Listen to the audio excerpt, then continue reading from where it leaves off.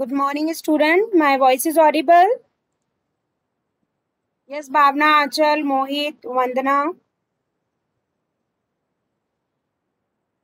See, in the last class, voice audible है? नहीं है क्या है मोहित? Yes, ma'am, it's audible and visible. Yes, ma'am. Okay. Now see, in the fourth unit, yesterday we finished with the energy management by domestic. में हम किस तरह से करते हैं बेसिक, उसमें HEMS का जो तुम्हारा है होम एनर्जी मैनेजमेंट सिस्टम वो करना है. Apart from that two case study were there. एक तो ये है कि efficient energy management system for domestic load using fuzzy logic. Need not to write anything, just for your overview कि इसमें बेसिकली कुछ भी नहीं, एक प्रोजेक्ट है ये बच्चों का जिसमें, या केस स्टडी कह सकते हैं अपन, जिसमें उन्होंने ये बताया था कि होम मैनेजमेंट सिस्टम है. Like you have the electricity load, ये तुम्हारा डीजल इंजन है, ये फ्लाई व्हील्स है या वाइन टर्बाइंस है. तो मेन ग्रिड जो रहती है, उस मेन ग्रिड में micro grid collection of several micro sources हम ले लेते हैं, और रिन्यूएबल एनर्जी सोर्सेज जो वाइडली अवेलेबल है उसको यूज करते हुए energy management system control through a set of algorithm. और भी दो चार, जैसे बैटरी है, फ्लाई व्हील्स है, लोड्स, जैसे डिफरेंट चीजों को हम लोड्स दे रहे हैं, तो किस तरह से क्या मैनेज हो रहा है वो चीज इसमें बताई थी कि. और इसमें इन्होंने किसको यूज किया था, आर्टिफिशियल इंटेलिजेंसी को. That is a fuzzy logic. तो set of rules which is going to develop is a fuzzy logic. And fuzzy controllers are very simple conceptual. They consist of an input stage, a processing stage, and an output stage. ठीक है. तो fuzzy के through, fuzzy is another you can say branch of artificial intelligence. जैसे तुम्हारा genetic algorithm है, neural network, artificial neural network है, like that fuzzy is another वे.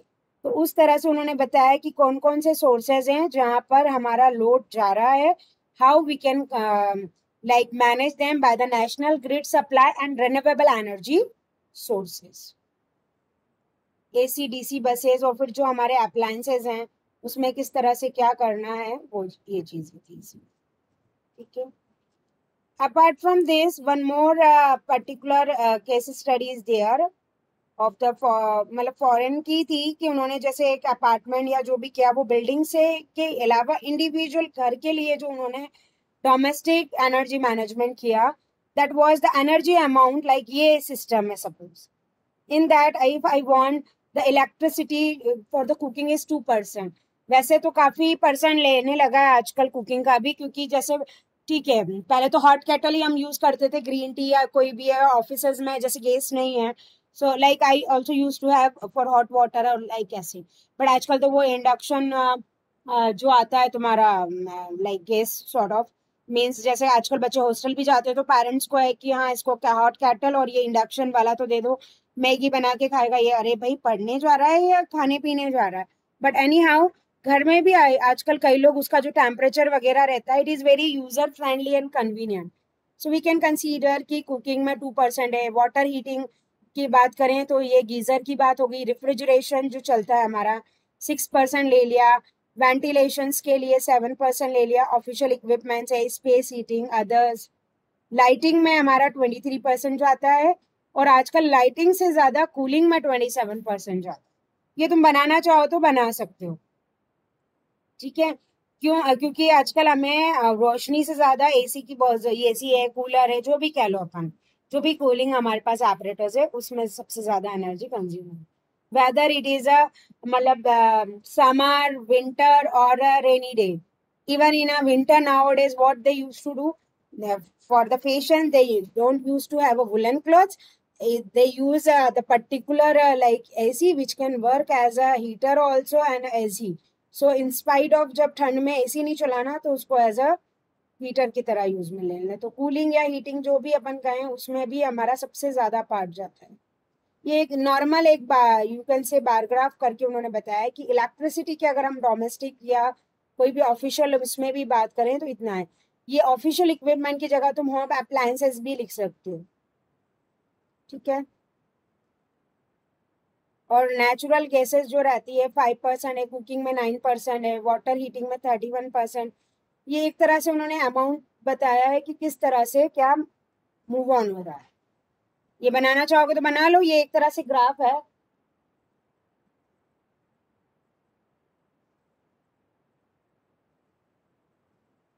कि energy जो डोमेस्टिक पर्पज में हमारी चीजें यूज हो रही है वो कितना कितना परसेंट होती है। ये जो सर्वे ये तो बहुत पुराना है, अब ये रेशो और कूलिंग का भी ये तो 19 इस टाइम का है, बट अब ये भी बढ़ गया होगा ये। और ये कुकिंग का जो 2% लिखा है ना, ये अब 10% तक पहुंच गया होगा। माइक्रोवेव है तुम्हारे, और ये करना है वो करना है, तो आजकल इंस्पाइट ऑफ दिस मतलब इलेक्ट्रिक अप्लायंसेस ज्यादा सब यूज करने लगे।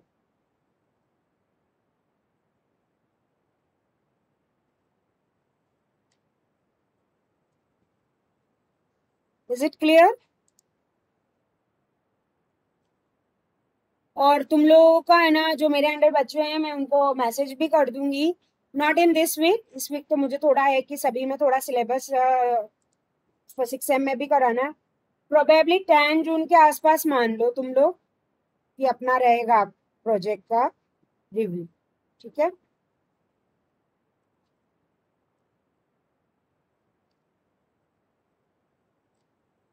इसी तरह से बताया किस तरह से डोमेस्टिक पर्पज में यूज करके हम short term, long term, mid term saving किस तरह से करते हैं।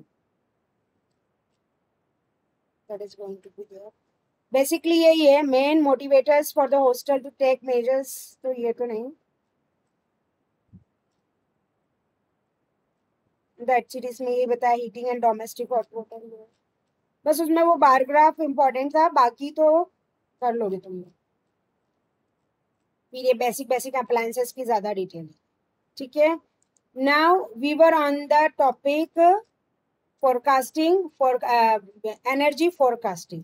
एनर्जी फोरकास्टिंग में भी जो इसकी कैटेगरीज हैं फोरकास्टिंग की, उसको एक्सप्लेन करने के पहले मैं तुम्हें एनर्जी डिमांड फोरकास्टिंग का थोड़ा सा लिटिल बिट जो मेरे को डेटा मिला है वो शेयर करूंगी। कि पर्टिकुलरली जैसे अलिया सॉफ्ट एनर्जी फोरकास्टिंग ये फॉर्म है जिसका पर्पज ही एनर्जी फोरकास्ट करना है। ये मैंने इसलिए बताऊंगी पहले क्योंकि हम कैटेगरी डिस्कस करेंगे तो ये डाउट नहीं रहना चाहिए एनर्जी टर्म यूज नहीं होता है। So I just want to know any kind of forecasting is there, whether it is a weather forecasting और the energy forecasting, all are linked with that common one. But yes, of course, what is energy demand forecasting? So एलियासॉफ्ट ने ये बताया कि energy forecasting mythology जो है एक unique guaranteeing, ये लिख लो तुम लोग, it is unique guaranteeing the highest degree of efficiency and accuracy। ये फर्म का नाम मत लिखना, ठीक है? ये पर्टिकुलरली करता क्या है? तो एनर्जी डिमांड फोरकास्टिंग जो है it is focusing on the electricity and gas, ठीक है? अब हर जगह फर्म का नाम आ रहा है तो वो तो नहीं, बट ये है कि एनर्जी डिमांड का मेन पर्पस जो है वो इलेक्ट्रिसिटी और गैस पे फोकस करना है। And energy demand forecast products जो हैं that is available at a short, medium and long term, ठीक है? अब इसमें अलग अलग तरह के एनर्जी डिमांड फोरकास्टिंग है। कुछ जो रहते हैं वो 10 days और हॉरिजन पे हैं, कुछ जो है 3 years हॉरिजन पे है। सॉल्यूशन फॉर आवरली फोरकास्टिंग, अगर हमें एनर्जी फोरकास्टिंग के लिए चाहिए तो ये जो कंपनी है वो फोरकास्टिंग के लिए जो भी सॉफ्टवेयर या ये जो टूल प्रोवाइड करती है उसमें आप लोगों को आवर बेसिस पे भी है, ईयर बेसिस पे भी है, और ये 15 year बेसिस पे भी है, that is going to be there. और एनर्जी प्राइस फोरकास्टिंग भी इन्होंने डिसाइड करके रखे हैं कि आवर वाइज आप अगर फोरकास्टिंग लेते हो तो उसके क्या रेट्स हैं, ठीक है? और इसकी भी कैटेगरीज हैं, जैसे वाइंड एनर्जी फोरकास्टिंग है, सोलार एनर्जी फोरकास्टिंग है, ये नाम लिख लो बेटा। तो किस तरह से ये फोरकास्ट करते हैं? तो ये क्या प्रोवाइड करते हैं एनर्जी फोरकास्टिंग प्रोडक्ट्स में?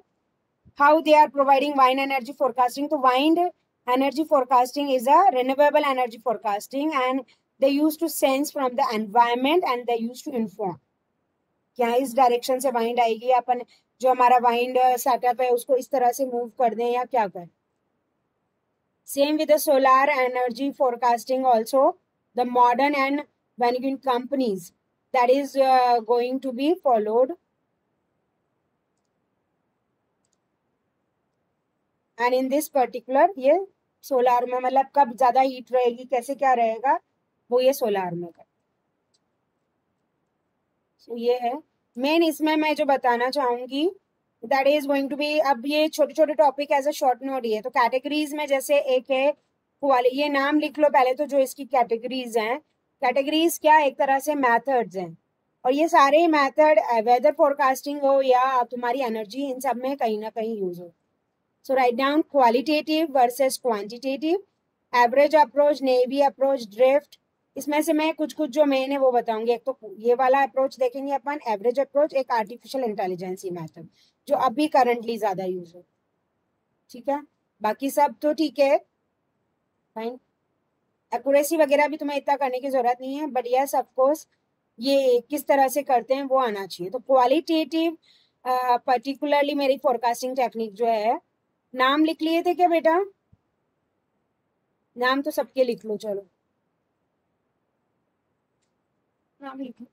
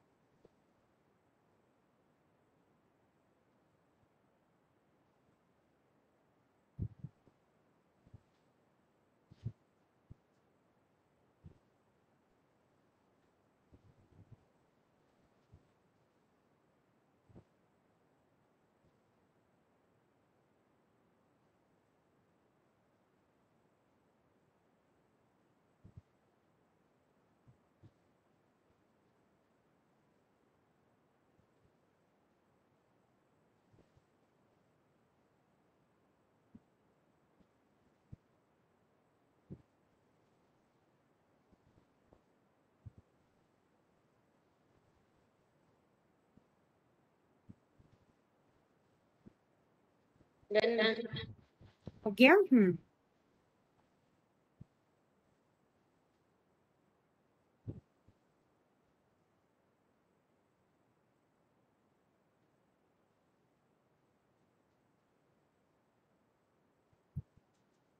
फाइन। इसमें तुम्हें बस ये मुझे बताना है कि डिफरेंट अप्रोचेस में हम क्या कर रहे हैं। जैसे क्वालिटेटिव फोरकास्टिंग टेक्निक है, सो उसमें अपन पर्टिकुलरली क्या करेंगे, opinions and judgments of the customers and the expert they are appropriate when the past data are not available. मतलब फोरकास्टिंग में ये रहता है कि प्रेजेंट और पास्ट डेटा के अकॉर्डिंग हम फ्यूचर प्रिडिक्ट करते हैं, बट इसमें ये है कि क्वालिटेटिव में अगर पास्ट का डेटा नहीं भी है तो भी डिपेंडिंग ऑन द कंज्यूमर्स जो हैं उनके जजमेंट से हम इसको फोरकास्ट करते हैं। They are usually applied to intermediate और लॉन्ग रेंज डिसीजंस। वेयरएज अगर हम क्वांटिटेटिव की बात करें, so they use to forecast future data as a function of a past data. सिर्फ एक लाइन लिखो, बाकी थ्योरी तुम्हें मिल जाएगी। क्वालिटेटिव में we don't have a past data, it is based on the opinion of the judgment of consumers. ठीक है, और क्वांटिटेटिव में क्या होता है, that is it is a particular forecasting depending on the data as a function of past data. Past data के according हम इसको यूज करते हैं, and they are appropriate to use when the past numerical data is available. ठीक है, तो qualitative में हम कंज्यूमर जो हैं उनसे फीडबैक लेते हैं, और क्वांटिटेटिव में हम पास्ट डेटा के अकॉर्डिंग फोरकास्टिंग करते हैं। सो टू मेथड। अगर हम एनर्जी मैनेजमेंट भी, एनर्जी डिमांड फोरकास्टिंग कह लें या एनर्जी फोरकास्टिंग भी कर रहे हैं, if I am following the qualitative method, so I will give priority to the opinion and judgments of consumer, whereas in a quantitative I will take the data of past for predicting future. Is it clear? ठीक है, ये फिर कुछ mathematical terms में average approach होती है। Qualitative और quantitative का डिफरेंस लिख लिया सबने? ठीक है, एवरेज अप्रोच है, नेवी अप्रोच है। एवरेज में mathematically we use to evaluate. Naive forecast में the most cost effective forecast model है जो हमें प्रोवाइड करता है benchmark against which more sophisticated model can be compare, and this method is only suitable for the time series data. ठीक है,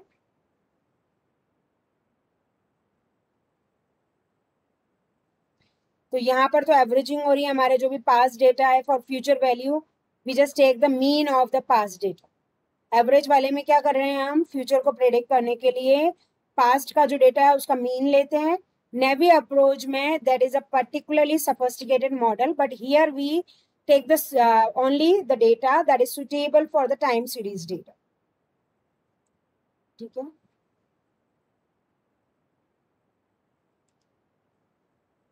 तो ये तो हो गया तुम्हारी एवरेज अप्रोच, ये नेवी अप्रोच होगी। ड्रिफ्ट मेथड में हम this allow the forecast to increase और डिक्रीज सीजनल में depending on the season wise, like month to month हमारे जैसे 3 मेन वेदर्स होते हैं, उसके अकॉर्डिंग जो भी चेंजेस आते हैं that is going to be visualize and observe. तो टाइम सीरीज मेथड्स है, रैशनल मेथड्स है, जजमेंटल फोरकास्टिंग है, फिर फर्दर वो जो मेन है उन्हीं को स्प्लिट किया है। आर्टिफिशियल इंटेलिजेंस मेथड में जो यूज होते हैं पर्टिकुलर सॉफ्टवेयर या जो भी, एक तो ANN यूज होता है, group method of data handling होता है, डेटा माइनिंग है, मशीन लर्निंग है, पैटर्न रिकॉग्नाइजेशन है। मीन्स जैसे जो चीज तुम लोग करते हो कि इसने जो तुम्हारे प्रोजेक्ट्स में भी है, अश्विनी वाले और ये वंदना वाले, इन सब में भी यही है कि जो हम प्रिडिक्शंस कर रहे हैं या जो भी है वो एक तरह से अज्यूम करके या जो भी हम डेटा फीड करके प्रोग्रामिंग करते हैं, तो दैट इज ANN। एक्यूरेसी वगैरह तो इम्पोर्टेंट नहीं है, it is more than sufficient. Generally ये वाला जो आएगा तुम्हें शॉर्ट नोट के हिसाब से निषेध, नहीं तो इसकी जो मैथोलॉजीज है उस पे बेस्ड आ सकता है। ठीक है, नाउ अब इसमें 2 टॉपिक जो रह गए हैं, एक तो एनर्जी मैट्रिक्स रह गया है और एक इंटीग्रेशन शायद ना? वो भी अपन कोशिश करते हैं, अभी जितना होगा नहीं तो कल कंटिन्यू करेंगे। वैसे ये भी energy integration and energy matrix. Energy forecasting में किसी को डाउट है तो यू कैन आस्क। बेसिकली तुम्हारा टॉपिक भी जो है वो है energy forecasting techniques. So techniques में जो अपन ने अभी डिस्कस करी, quantitative, qualitative, naive, average, judgemental, artificial neural network, इन सबको तुम्हें डिस्क्राइब उसमें करना। ठीक है,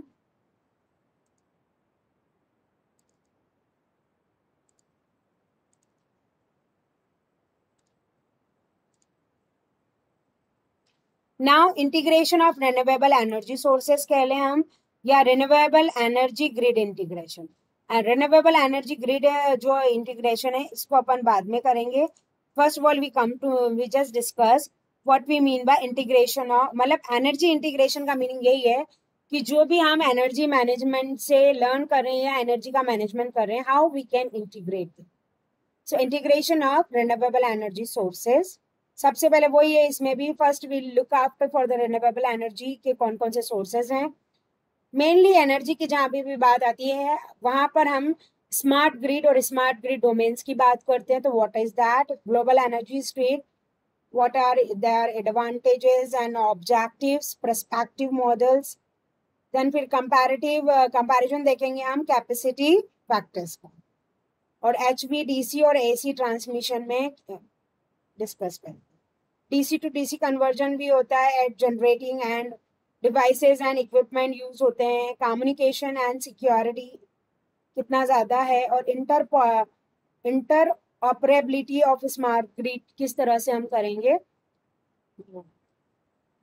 मेन अपने स्टार्टिंग का ही देखना है कि स्मार्ट ग्रिड या ये डोमेन कैसे मैनेज होते हैं और हम किस तरह से एनर्जी को, जैसे हाई वोल्टेज DC है, AC ट्रांसमिशन है या DC to DC ट्रांसमिशन है, तो इसको कैसे क्या manage. So from last semester two till now also renewable energy sources का हम काफी पढ़ चुके हैं। एंड लास्ट वीक मैंने भी एक FDP RTU का अटेंड किया। You won't believe currently whether it is a control system is there, antenna designing is there, image processing is there, all are working on the renewable and मतलब कहीं ना कहीं आके जैसे एंटीना का भी ऑप्टिमाइजेशन हो रहा है, डिजाइनिंग का, some and another way renewable energy sources is coming, means their target is to save the nature. सो ये जो हमारे सब्जेक्ट रहे हैं 7th और 8th सेम में, they are very useful for further जो भी हायर स्टडीज में जा रहे हैं, जो हायर स्टडीज में ना जाके जॉब में भी पुट ऑन होते हैं, उनके लिए भी एक general awareness, both are very fantastic, just for general awareness and the things to be consumed or things to be optimized, right? So renewable energy sources जो हैं, those are the pollution free करते हैं, easy to assess sources हैं, कोई भी harmful by products नहीं निकलता है, कोई भी ग्रीन हाउस गैसेस नहीं है इसमें, तो ये रहता है। ये तो अपने को ऑलरेडी पता है। एक तरह से ये मेरिट्स बताइए, अगर लिखना चाहो लिख लो, बट ये सब तुम्हें ध्यान ही है, अपन पहले कर चुके हैं, yes of course, but smart grid and smart grid domain क्या होता है ये जरूर लिख लो। What we mean by grid, so interconnection of n number of generating stations and substations. तो स्मार्ट ग्रिड में ये होता है कि जो भी हमारे सब स्टेशंस हैं और इस जनरेटिंग स्टेशंस हैं, इनको हम इंटरकनेक्ट करते हैं। Basically your energy integration is nothing but a smart grid और a smart grid domain means how you are, जैसे अपन देखते हैं ना, हमारे सबके घर में सप्लाई आ रही है और जहाँ आरएसईबी वगैरह के ऑफिसेज है, you see a huge number of line connection and everything, so that is a grid.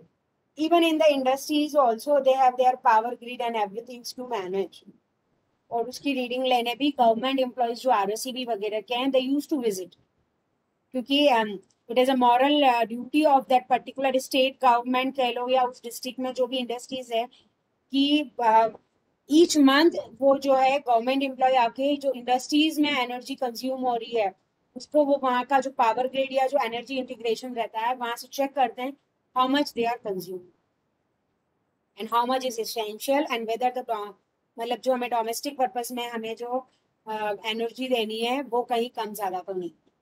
Fine, so grid का लिख लो, interconnection of n number of generating station and substations. Basically, it introduced the digital controlling and operating techniques. It is nothing. पहले के time में तुमने देखा होगा ऐसी न्यूज़ेस आते थे, आदमी तार पे चढ़ के डाई हो गया, नहीं ये हो गया। आजकल 3 फेज जो भी तुम्हें करना है सब ऑटोमेटेड है, वायरिंग वगैरह सब में करनी है, लेकिन उसकी जो टेक्निक है वो पहले सॉफ्टवेयर में it is going to be check. So basically this is a method for the digital control and operating technique. Duplex mode जो communications के रहते हैं among various utilities of the power system, that is going to be there. Automation and quick sensing of the faults across the transmission line is also going to be there. Grid का लिख लिया, और एक ये जरूर लिख लो कि ये जो ग्रिड है ये पावर ग्रिड या स्मार्ट ग्रिड जो है, it introduce the digital controlling and operating techniques. सारे पॉइंट ही इंपॉर्टेंट है, और ये डुप्लेक्स मोड ऑफ कम्युनिकेशन में काम करते हैं। Automation and quick sensing of fault across transmission line. Please right on fast.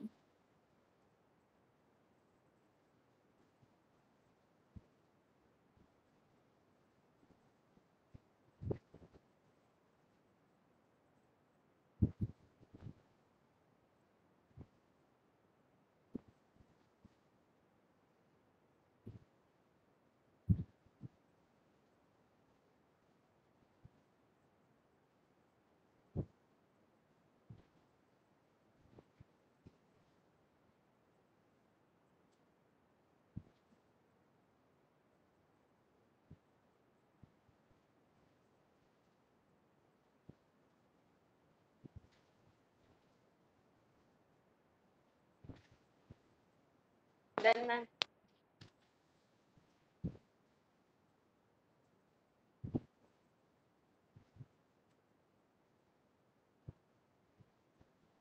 Okay.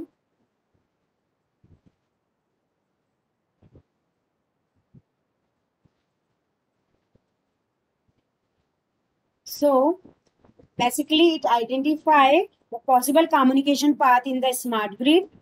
Basically ये जो स्मार्ट ग्रिड है तुम्हारी वो किस किस से कंसिस्ट होती है, कस्टमर, मार्केट, सर्विस। जो पॉसिबल कम्युनिकेशन पाथ जो इसका है, कस्टमर रहेगा, मार्केट रहेगा, सर्विस प्रोवाइडर है, ऑपरेशन है, बल्क जनरेशन, ट्रांसमिशन, डिस्ट्रीब्यूशन, ये 7 डोमेन रहते हैं। ये तो पता चल गया स्मार्ट ग्रिड जो है वो हमारी digital controlling and operating technique पे बिलीव करती है, and it used to interconnect my various generating station and substation. That the main domain of this grid is, first of all, the above all is customer. Then the market, really 7 domain of smart grid.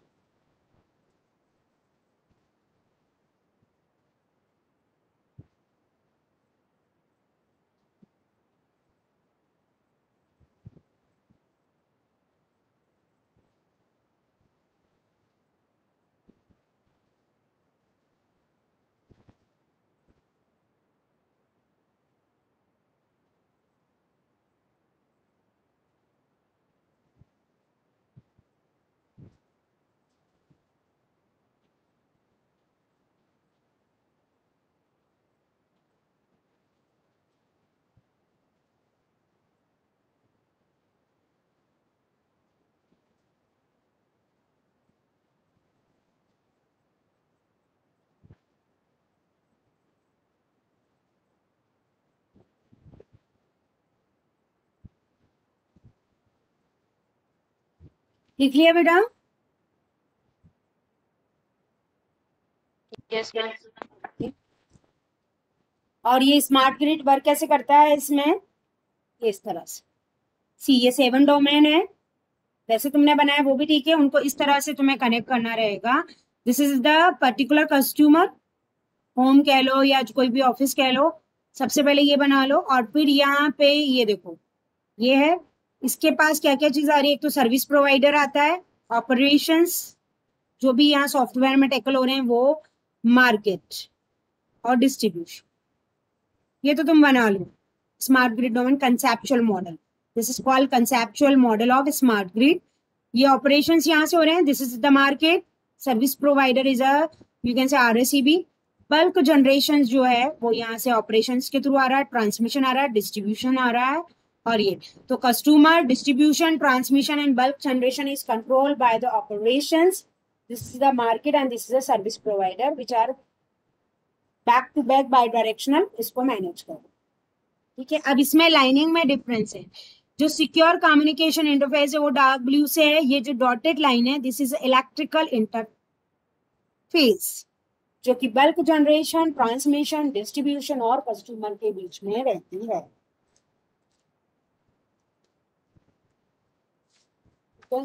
Meanwhile you do, I will just take your attendance. Aanchal, Bhavna, Present, ma'am. Present, ma'am. Kunal, Mandeep. Present, ma'am. present. Kunal, 10 जून के आसपास है next review तुम लोगों का, और तब तक movement Yes, चालू हो जाएंगे, तो कोशिश करो तुम्हारा आपस में मिलके कंप्लीट करने की. मोहित, Praveen, Mohit present, ma'am. Shivangi, Shivangi present, ma'am.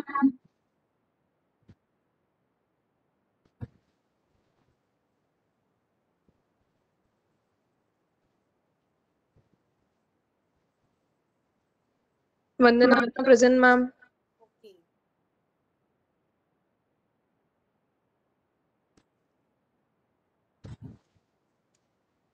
अभी देखते हैं कितना. और ओके आंचल, ये बना लिया क्या तुमने कंसेप्चुअल मॉडल? जल्दी बनाओ. Yes, ma'am. ओके. नाउ ये कंसेप्चुअल मॉडल का मेन ऑब्जेक्टिव यही है कि efficient use of renewable energy along with conventional energy, increase the energy efficiency, making the power grid less prone to the dynamic faults, and increase the power stability and reducing the carbon footprint. ठीक है. और यहाँ से लिख लो, making operation of power flow, enhancing the bulk power generation. Basically smart grid का use इसीलिए किया गया है कि कहाँ कितना कंज्यूम होता है, कहाँ जरूरी है या नहीं है, उसके अकॉर्डिंग डिसीजंस लेके जहाँ वेस्ट हो रहा है उसको सेव करना. तो ये बल्क पावर जनरेशन को एनहांस भी करते हैं, and operation of power flow जो है वो ज्यादा रेजिलियंट हो जाते हैं. और जो कार्बन फुटप्रिंट है that is also going to be reduce. पहले तो अपन ने देखा what is smart grid, then smart grid domain, conceptual diagram of that domain. Now this is a utility, और you can say objectives of your smart grid. फटाफट लिखो। Main point में तो मैं इसलिए कहती हूँ कि मुझे तुम लोग की कैपेबिलिटी पे तो भरोसा है, बट अभी मिड टर्म में भी देख के जितना मैं करा रही हूँ उससे थोड़ा आगे बढ़ो, थोड़ा थ्योरी और नेट पे देखो, ठीक है। चलो पहले ये लिखो इसके ऑब्जेक्टिव, फिर आगे देखो।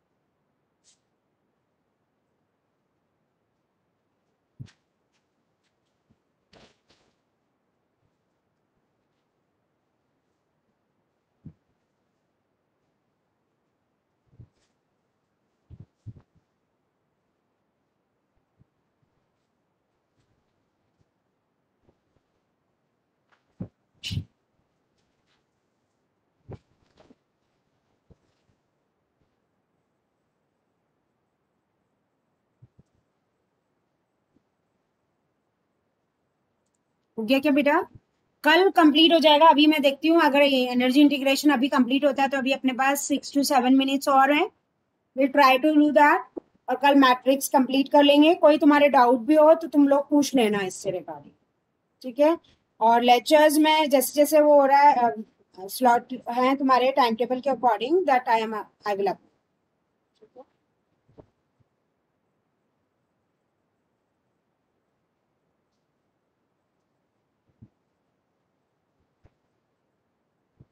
और तुम लोग तो प्रिपेयर हो third year final, second year का तो पता नहीं, थर्ड ईयर को अभी हो सकता है इस मंथ तो नहीं, नेक्स्ट मंथ तो तुम लोगों का रहेगा सारा एग्जीक्यूट कराने का with safety protocol and I am ready. रहो, हो गया? यस बेटा। Yes, ma'am. Okay, now here global energy states को इन्होंने बताया कि किस तरह से जो है, अगर ग्लोबल एनर्जी की हम बात करते हैं रिन्यूएबल में, सो मॉडर्न रिन्यूएबल 8.2 है, ट्रेडिशनल 8.5 है, न्यूक्लियर 2.7 है, फोसाइल फ्यूल 80.6% जैसे रहता है। तो ये जो 16.7 है जो मॉडर्न और ट्रेडिशनल बायोमास वगैरह वाला है, वो कहाँ से आ रहा है या क्या कनेक्ट है वो ये बताया। ये इतना इम्पोर्टेंट नहीं है।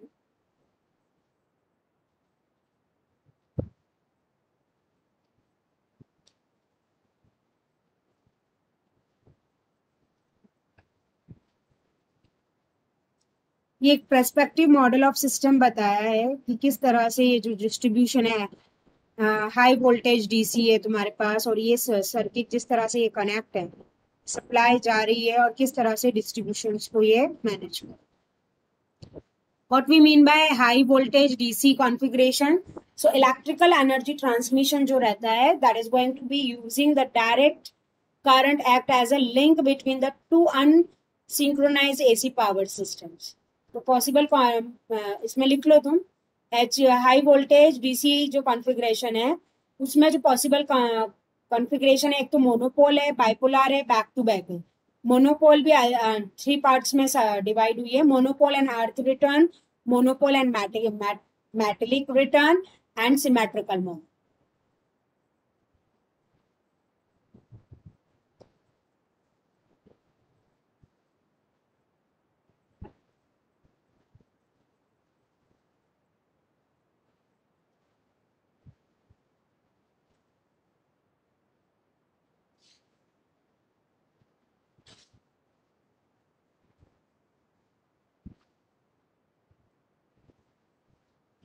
और मल्टी टर्मिनल सिस्टम भी होता है इसमें, कॉन्फ़िगरेशन में ट्राइपोल भी होती है इसकी। व्हाट भी बेसिकली एचवीडीसी कॉन्फ़िगरेशन है क्या? वो जो हमारा पावर ट्रांसमिशन है जो डायरेक्ट करंट से हो रहा है, उसको that provide a link between two unsynchronize AC power supply. उसके लिए जो कॉन्फ़िगरेशन हमें चाहिए रहती है वो मोनोपोल है, ट्राइपोल है, बैक टू बैक है, मल्टी टर्मिनल सिस्टम्स है, बाइपोलर।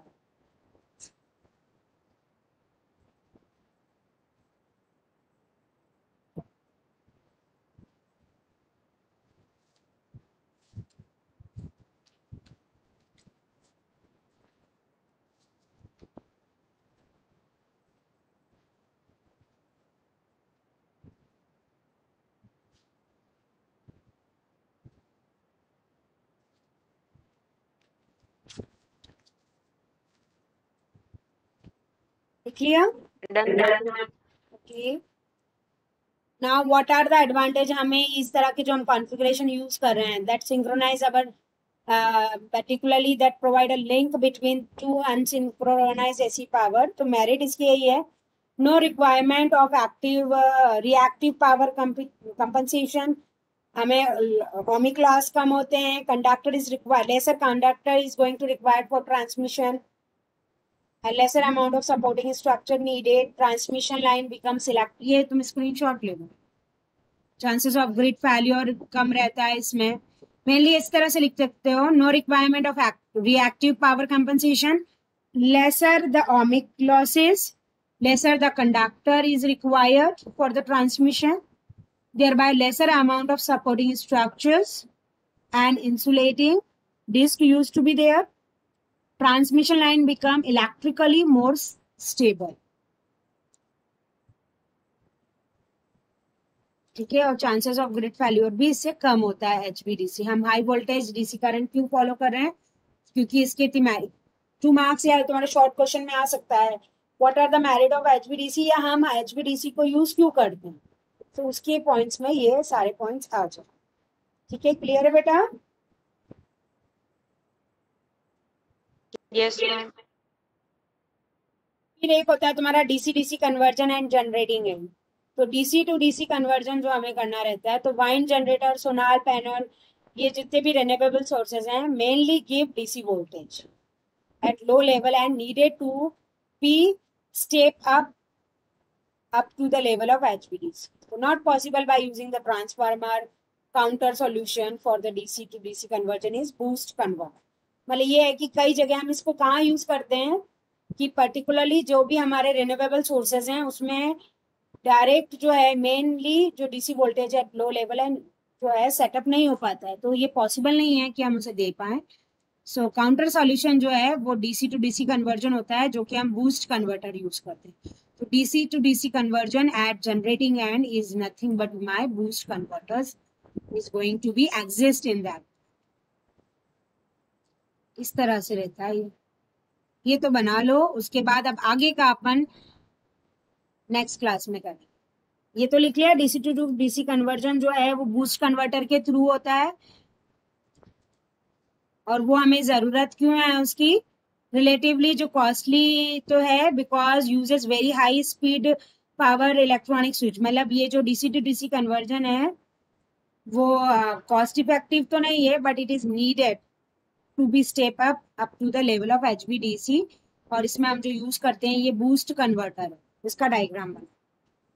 और कॉस्टली क्यों ज्यादा है? क्योंकि हम high speed power electronic switches जो ये स्विच यूज करते हैं ये हाई स्पीड यूज करते हैं। तो ये लिख लो, डीसी टू डीसी कन्वर्जन जो हम इस पे बूस्ट कन्वर्टर यूज कर रहे हैं it is highly costly because of very high speed power electronic switches. अब मुझे कल याद दिला देना कि अपन को यहाँ से स्टार्ट करना, इसके बाद से डिवाइसेस एंड इक्विपमेंट्स जो हमारे यूज हो रहे हैं इंटीग्रेशन के लिए। जैसे बूस्ट कन्वर्टर एक हो गया, फैक्ट कंट्रोलर है, फिर ये है, ज्यादा तो नहीं बचा लेकिन पहले तुम ये डायग्राम इज इम्पोर्टेंट।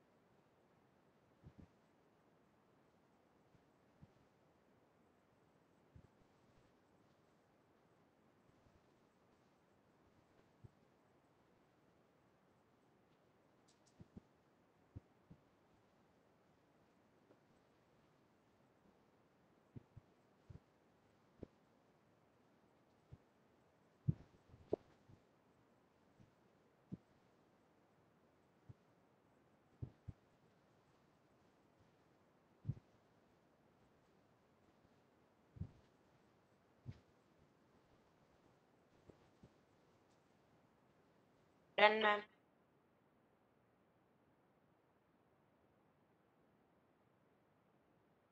इसमें जो हम डिवाइसेस, 1 मिनट और है क्या?